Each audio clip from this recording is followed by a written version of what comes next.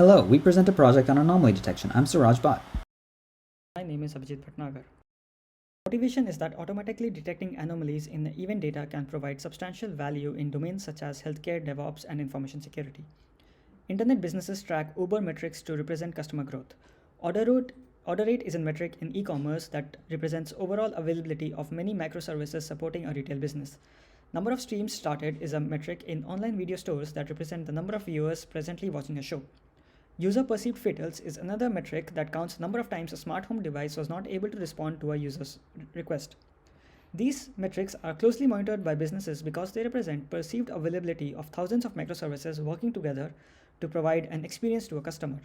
Anomaly detection in these metrics is challenging because these metrics vary with seasonal usage patterns and do not follow any strict patterns. It is critical to have high accuracy in detecting real anomalies that tie directly with an availability drop in a backend microservice because businesses usually need to mobilize a large number of teams in order to root cause the drop and restore availability.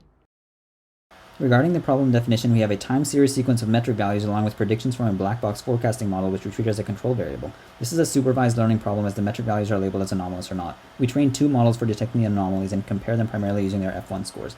One of the models is an LSTM which processes the variables in time series order and predicts subsequent values for them. Then the anomaly prediction is determined based on the prediction errors or differences between the actual and predicted values of the metric and control variable. The other model is a convolutional LSTM with AutoEncoder. For the LSTM approach, we provide both variables, namely the actual metric value and the predicted forecast, as input features to the LSTM. This way, the LSTM can learn the joint distribution of both variables. We use an LSTM with projections of size 2 in order to project the high-dimensional hidden states down to 2 dimensions. These projections from the last LSTM layer are directly used as the model's predictions of the subsequent metric value and predicted forecast. We use the Atom optimizer with the learning rate of 0.001. Considering that prediction of subsequent values is a regression problem, we use mean squared error as the loss function. On LSTM with AutoEncoder approach, we add in more information by encoding month, hour, minute, day, and the difference between value and predicted data points.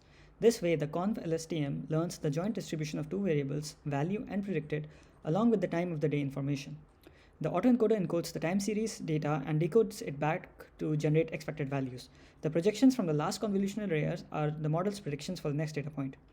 We use the Atom optimizer with a learning rate of 0.0001.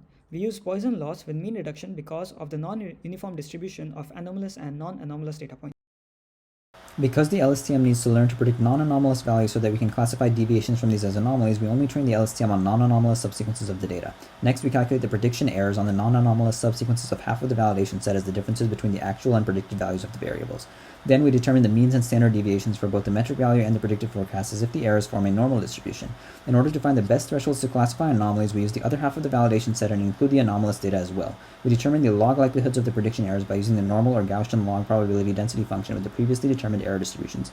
Next, we try out various log likelihood thresholds for both the metric values and the predicted forecast. We classify a data point as an anomaly if the log likelihood of the metric value error is below the threshold and the log likelihood of the predicted forecast error is above the threshold. This is because a change in the predicted forecast value may indicate a change in the joint distribution of both values and thus should not be classified as an anomaly. Lastly, we select the thresholds that result in the highest F1 score on the validation set. The dataset is from Kaggle. We segment the labeled training data from the Kaggle competition into 80% for training, 10% for validation, and 10% for test.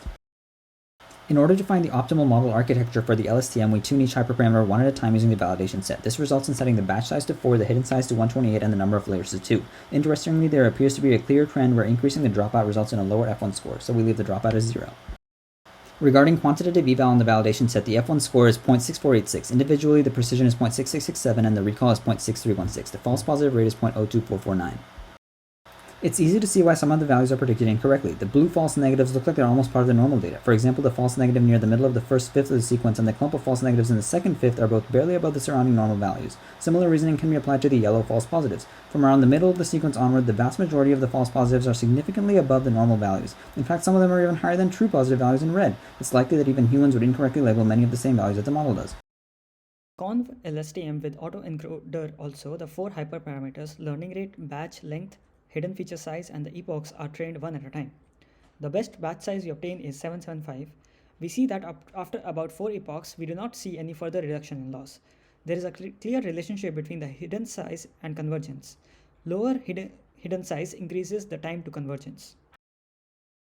Regarding the quantitative evaluation on the validation set on convolutional autoencoder, the F1 score is 0.6329 with precision 0.8928 and recall of 0.49. The false positive rate is 0.004. Similar to the results from LSTM, the conv LSTM with AutoEncoder is able to identify clear outliers well. It also identifies a lot of false positives that are almost part of the normal data, indicating that the model is able to learn sequence information and not just a value bar. The higher precision in this model indicates that it has a much lower false positive rate than the regular LSTM model.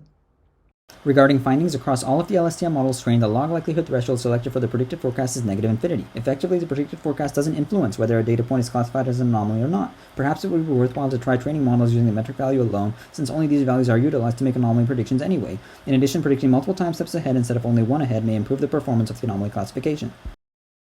The conv LSTM with AutoEncoder has a much better precision than the LSTM model. Its direct correlation between convergence time and the number of hidden features indicates that the model's performance may improve if we reduce the number of features in the second encoder layer.